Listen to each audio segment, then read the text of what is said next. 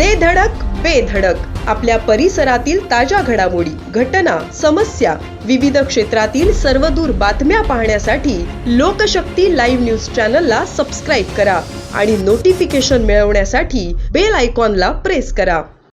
रायगड जिल्हा परिषदेत सत्ता स्थापनेवरून सुरू असलेला महायुतीतील तिढा अखेर मुंबईत झालेल्या उच्चस्तरीय बैठकीनंतर मिटला आहे. मुख्यमंत्री देवेंद्र फडणवीस, उपमुख्यमंत्री एकनाथ शिंदे आणि उपमुख्यमंत्री सुनेत्रा पवार यांच्या उपस्थितीत झालेल्या चर्चेत रायगड जिल्हा परिषदेत भाजप, शिवसेना, राष्ट्रवादी अशी महायुतीची सत्ता स्थापन करण्याचा निर्णय घेण्यात आला. त्यामुळे गेल्या काही दिवसांपासून तापलेल्या राजकीय वातावरणाला अखेर विराम मिळाला आहे. रायगड जिल्हा परिषदेत सत्ता स्थापनेवरून भाजप आणि राष्ट्रवादीने शिवसेनेला बाजूला ठेवून सत्ता स्थापनेच्या हालचाली सुरू केल्याने वाद निर्माण झाला होता. शिवसेनेकडून मात्र राज्यातील महायुतीप्रमाणेच जिल्ह्यातही युती टिकवावी यासाठी दबावतंत्र वाढवण्यात आले होते. उपमुख्यमंत्री एकनाथ शिंदे, मंत्री भरतशेठ गोगावले, मंत्री उदय सामंत तसेच जिल्ह्यातील शिवसेनेच्या आमदारांनी मुख्यमंत्री फडणवीस यांनी यात हस्तक्षेप करावा अशी मागणी केली होती. अखेर मुंबईत झालेल्या बैठकीत सत्ता वाटपाचा फॉर्म्युला निश्चित करण्यात आला.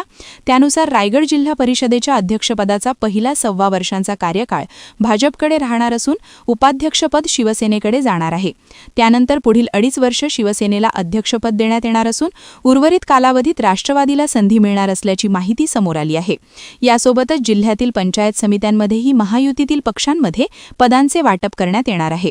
विशेष म्हणजे रायगड जिल्हा परिषदेत भाजप पहिल्यांदाच सत्तेत येणार असल्याने या निर्णयाला विशेष महत्त्व प्राप्त झाले आहे. अध्यक्षपदासाठी भाजपचे पेणचे आमदार रविशेठ पाटील यांचे पुत्र वैकुंठ पाटील यांचे नाव सध्या चर्चेत असल्याचे राजकीय वर्तुळात बोलले जात आहे. लोकशक्ती लाईव्हसाठी न्यूज ब्युरो, रायगड. अशाच सच्चाई दर्शवणाऱ्या बातम्या पाहण्यासाठी लोकशक्ती लाईव्ह न्यूज चॅनलला लाईक करा, शेअर करा आणि सबस्क्राईब करा.